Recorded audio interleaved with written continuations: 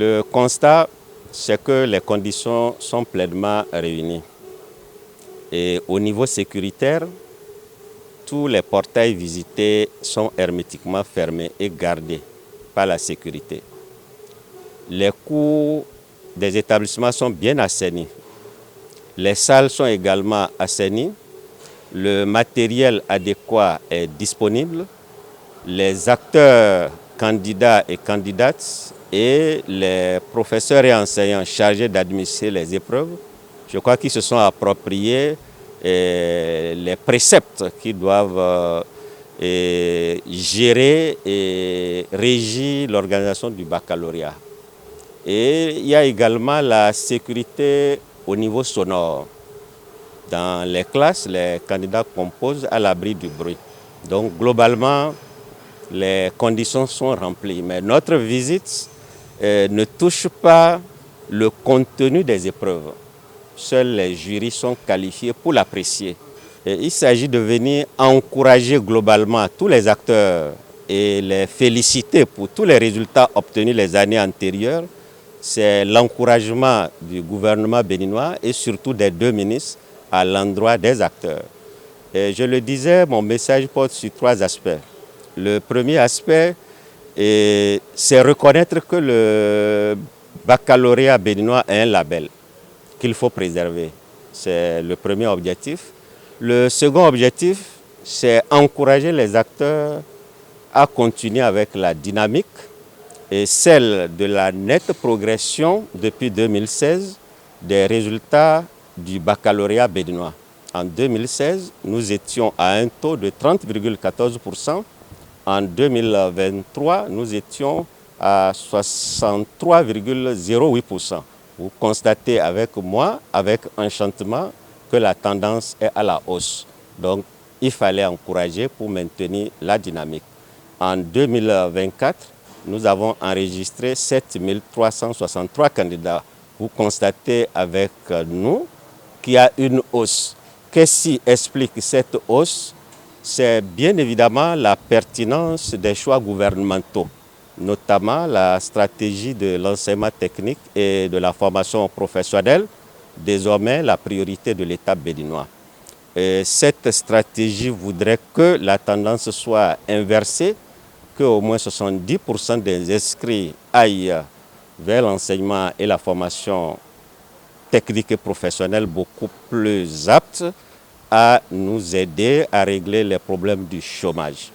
Et l'autre lecture qu'il faut faire de ces statistiques, c'est que le peuple béninois a adhéré à la vision du gouvernement qui consiste à inscrire massivement les apprenants vers les filières porteuses d'emploi. Bien évidemment, l'autre lecture qu'il faut faire, c'est la fiabilité et la confiance, puisque les dispositions sont prises par l'État béninois pour construire des lycées techniques et professionnels qui répondent aux normes, bien équipés, des dispositions pour former les formateurs de qualité, tant au niveau national qu'à l'extérieur du Bénin, améliorer également la gouvernance et le pilotage en termes de respect des normes et également élaborer... Les rapports que nous avons reçus sont de bonne facture. Maintenant, nous nous préparons au bac même, c'est-à-dire le 17. Et là aussi, je dis que tout est fin prêt. Nous allons continuer de visiter les centres d'examen pour voir ce qu'il faut ajouter pour améliorer l'aisance des candidats. Il ne reste que quelques jours. Les apprenants de la classe de CM2 vont affronter les épreuves nationales du certificat d'études primaires session 2024. Ici, à l'école primaire publique d'Akpakpa Centre, l'heure est au test de niveau. Depuis quelques semaines, déjà nous avons commencé les révisions. Oui. Dans presque tous les champs de formation. Oui. Quand champ de formation n'est épargné. Et après les révisions, qu'est-ce que nous avons fait? Nous avons fait composer les enfants la semaine passée dans le cadre de l'examen blanc du CEP. Ça nous a permis de connaître un peu leur niveau et savoir aussi à quoi s'attendre, là où faire les derniers réglages pour les aider. Et avant cela, parlant toujours des préparations, nous tenons à saluer aussi l'initiative du maire de Cotonou, pour les dispositions qu'il ne cesse de prendre pour les TD de la mairie. Et nous-mêmes, à notre sein, nous sommes en train de faire de notre mieux. Tous les enseignants, y compris le directeur, sont présentement en ordre de bataille, se mobilisent pour aider nos apprenants à affronter le tout premier examen de leur vie scolaire.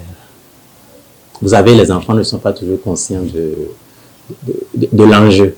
Comment décrocher le tout premier diplôme de leur vie. Et nous les préparons pour. Et la préparation n'est pas que matérielle. C'est aussi mental et psychologique aussi. Et c'est là où nous sommes présentés. Bien outillés pour ce grand défi, les apprenants restent confiants. Je ne peux pas bien, je suis impatient.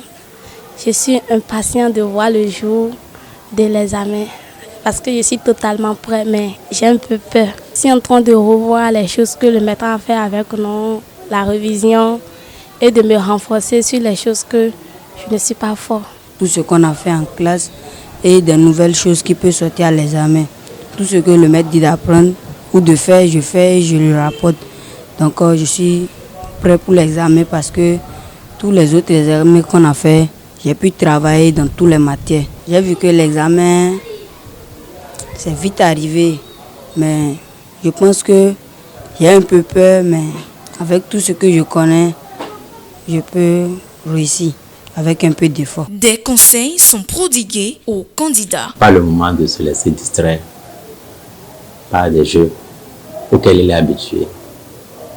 Il doit savoir que ce qui se dessine, ce qui se joue, c'est son premier diplôme, le tout premier diplôme de sa vie scolaire.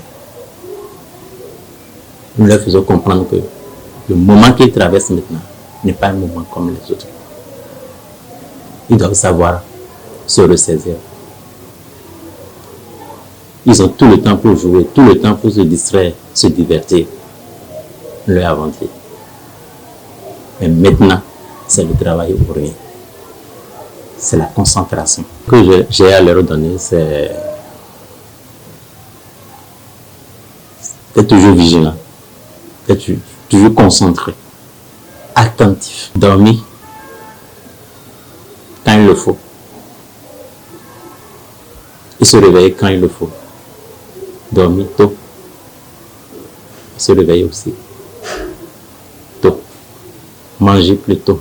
L'examen du certificat d'études primaires session de juin 2024 se déroulera du 3 au 6 juin sur l'ensemble du territoire national. Nous allons saluer. Il est normal, après avoir travaillé au moins près de 8 ans, qu'on rende compte à la population.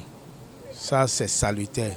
Puisque le président Talon a assez utilisé le ciment, le sable, concassé, fer, surtout le secteur BTP. Sur ce point, nous lui disons merci beaucoup. Mais ce qui touche un peu dans leur compte rendu, ils ne disent jamais ce qu'ils ont fait du mal. Ils ne le disent pas. C'est ça, normalement, ils auront le courage de le dire. Parce qu'actuellement, le Bénin est bloqué sur tous les sens. Pour moi, c'est bien normal pour que le gouvernement fasse ce point au peuple, puisque c'est le peuple qui les a mis là. Ces 8 dernières années, ce qu'ils ont fourni comme effort, comme travail dans le pays, c'est bien normal qu'ils rendent au peuple le compte de ce qu'ils ont fait. Les travaux abattus sur chaque période, les réformes dans les institutions, dans chaque institution, c'est bien normal qu'on nous fasse le point de tout cela. Mais quand le gouvernement se déplace en nombre pour aller dire quoi aux villageois, pour aller dire quoi aux citoyens qui sont dans les points reculés. Mais si les gens se sentent à l'aise, ce n'est pas aller encore expliquer comment tu vis. Et tu sens ce qui est dans le pays. Et maintenant, c'est les membres du gouvernement qui vont venir encore réexpliquer ce qu'ils ont fait. Selon moi-même, normalement, ils devaient faire ça de façon biennale, voire triennale. Ils ont mis du temps, 8 ans, pour la reddition des comptes. Parce que les populations doivent vous demander des comptes. Qu'est-ce que vous avez fait? Quels sont les besoins? On veut encore ceci. Est-ce que vous pouvez réaliser ça? Vous avez déjà fait ceci. Ou bien vous avez promis ceci, mais vous n'avez pas pu réaliser ça. Ou bien vous avez fait ça en une demi-satisfaction. On n'a plus besoin aussi des arrestations politiques. Le Bénin ne veut plus ça. Nous sommes tous les mêmes. Nous devons travailler ensemble. Le pardon, la tolérance doit être le socle du développement. Et le Bénin, c'est un pays d'accueil. Histoire de fermeture de frontières, ils n'ont pas aussi expliqué ça trop à la population. Parce que le corridor Cotonou-Malambile souffre.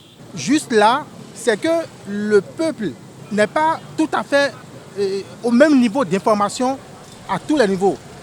Lorsque vous allez au plus profond du Bénin, je prends le compte par exemple de Kompa, de Petinga, on ne peut pas me dire que ceux-là qui sont là-bas sont au même titre d'information que ceux qui sont à Cotonou. Donc c'est bien normal qu'on fasse maintenant le compte à la population. Il y a la cherté de la vie. Les gens ne mangent pas. Le maïs coûte à 400 le kilo.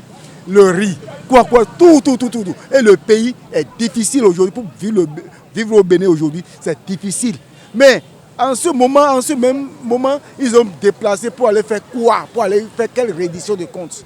C'est de la comédie. Actuellement, le secteur d'Akadou est bloqué. On ne comprend plus rien. Les gens achètent leurs produits. On bloque tout et puis on ne sait même pas où passer. Les choses ne tournent pas. Les affaires ne tournent pas. Il n'y a pas la libre circulation au niveau du commerce intérieur. Qu'on laisse les gens faire leurs affaires. On a dit tournée gouvernementale. Mais pourtant, on dit que les partis politiques sont invités. Je ne sais pas. On pourrait dire tournée de la mouvance présidentielle plurielle. Pour nous, les profanes, on pouvait mieux comprendre. La tournée gouvernementale, voici qu'il y a les politiciens, les chefs partis, les membres de partis qui sont dedans. Donc c'est beaucoup plus politique que gouvernemental.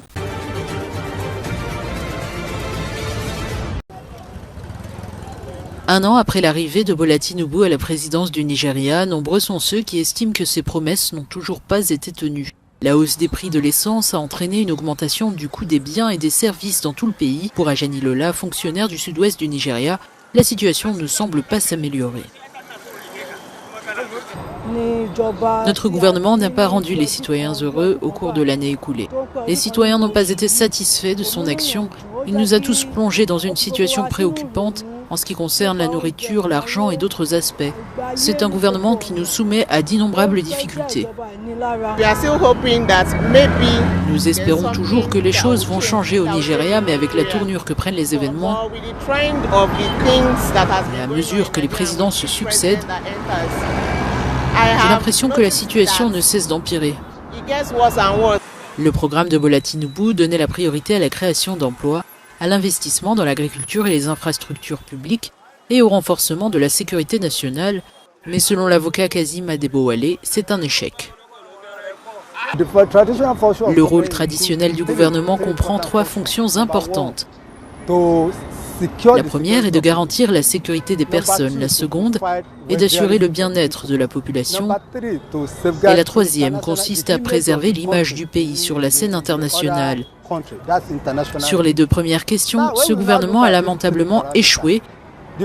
Les gens éprouvent une réelle souffrance à vivre dans ce pays aujourd'hui. Malgré de nombreuses réformes réalisées au cours de cette année, les efforts de Tinubu demeurent insuffisants. En plus du chômage et de l'inflation, les Nigérians doivent faire face à une situation sécuritaire dégradée, marquée par des kidnappings de masse.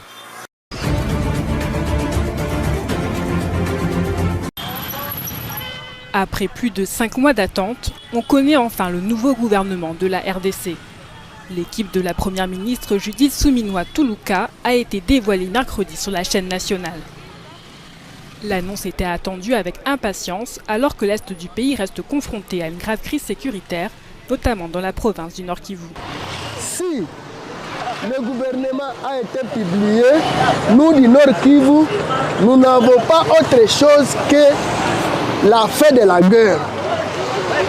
Les cas de déplacés doivent être déjà vidés pour que chacun retourne dans son domicile. Nous serons satisfaits lorsque nous verrons qu'il s'agit d'un gouvernement qui ne sert pas ses propres intérêts ou ceux de sa famille. Les membres nommés doivent comprendre qu'ils sont là pour servir le peuple congolais, répondre à ses besoins et résoudre ses problèmes, ainsi que travailler pour la nation. L'annonce intervient 10 jours après ce que l'armée a qualifié de tentative de coup d'État. Outre la sécurité dans le pays, la situation socio-économique est préoccupante en raison de la dépréciation de la monnaie nationale. La société civile espère des résultats concrets. Nous pensons qu'avec ce gouvernement et ce que nous leur demandons, on ne va pas trop les juger sur leur composition ou sur leur appartenance politique, mais nous allons les juger sur les premiers pas, les premiers résultats que nous voulons voir dans 3 jours, dans 1 semaine, sur les champs de bataille. Félix Tshisekedi a placé comme priorité de son mandat la création d'emplois, la diversification de l'économie ainsi que la hausse du pouvoir d'achat. Au pouvoir depuis janvier 2019, il a été réélu dès le premier tour en décembre dernier.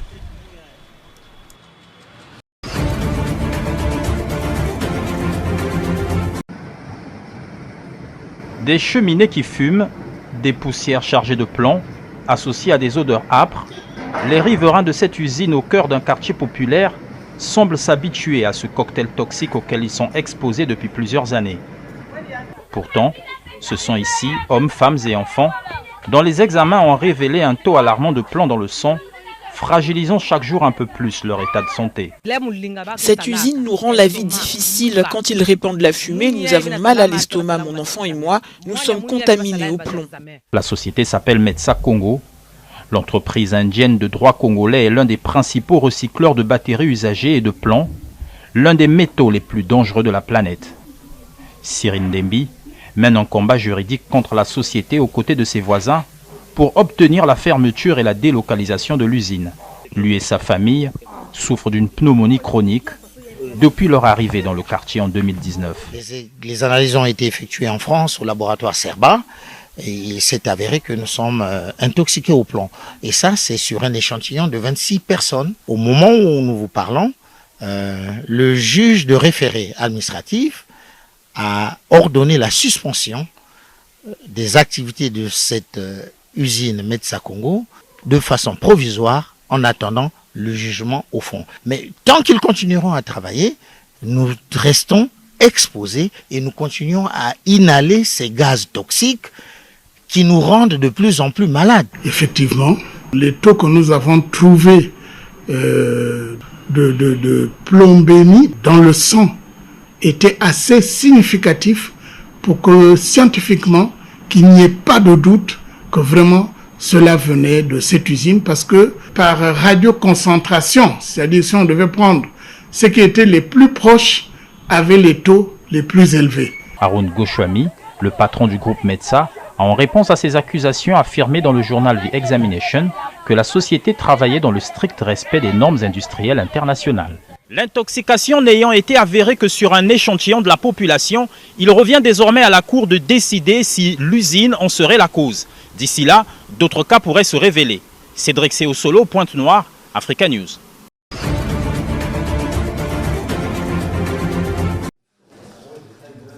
En Afrique du Sud, le dépouillement des bulletins a débuté au soir des législatives de mercredi. Les bureaux de vote ont fermé pour la plupart à 19h locales. Les Sud-Africains ont voté pour une élection considérée comme la plus importante du pays depuis la fin de l'apartheid. Un scrutin sur fond de désamour pour l'ANC, le parti au pouvoir depuis 1994. Nous ne pouvons pas vraiment dire combien de temps cela prendra, mais d'après nos estimations, cela ne devrait pas prendre trop de temps, car nous avons enregistré nos statistiques tout au long de la journée. Maintenant, c'est à nous de voir comment se déroule le processus, car nous ne savons pas s'il y a eu des bulletins nuls ou non. Il faut donc attendre de voir.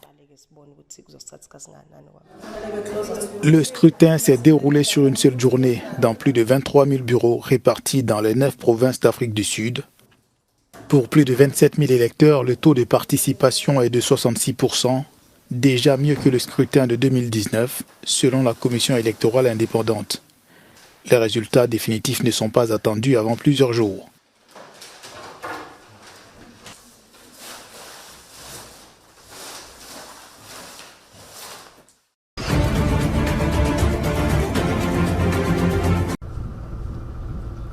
Les bureaux de vote ont ouvert ce mercredi en Afrique du Sud pour des élections législatives annoncées comme les plus disputées des 30 dernières années. Les électeurs de la province orientale du KwaZulu-Natal doivent traverser un terrain vallonné pour atteindre les bureaux de vote les plus proches. Tembekile Ngema, 72 ans, est venue voter car elle est directement impactée par les difficultés économiques auxquelles sont confrontés les jeunes du pays. Nos enfants ont largement dépassé la trentaine et n'ont pas d'opportunité d'emploi. Cela nous brise le cœur en tant que parents âgés, car ils sont censés s'occuper de nous à cet âge-là. Je ne peux pas disposer de mon allocation gouvernementale parce que je dois l'utiliser pour subvenir aux besoins de mes enfants. Comme dans cette région semi-rurale du KwaZulu-Natal, les inégalités persistantes, la pauvreté et le chômage plombent le quotidien des Sud-Africains. L'économie la plus avancée d'Afrique connaît un taux de chômage à 32%, l'un des plus élevés au monde.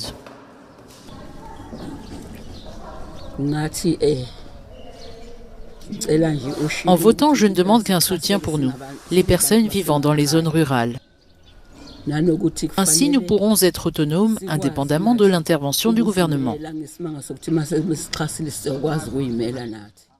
27,6 millions d'électeurs vont devoir choisir 400 députés, lesquels éliront ensuite le prochain président, à l'issue d'un scrutin qui pourrait marquer un recul historique de l'ANC au pouvoir depuis la fin de l'apartheid.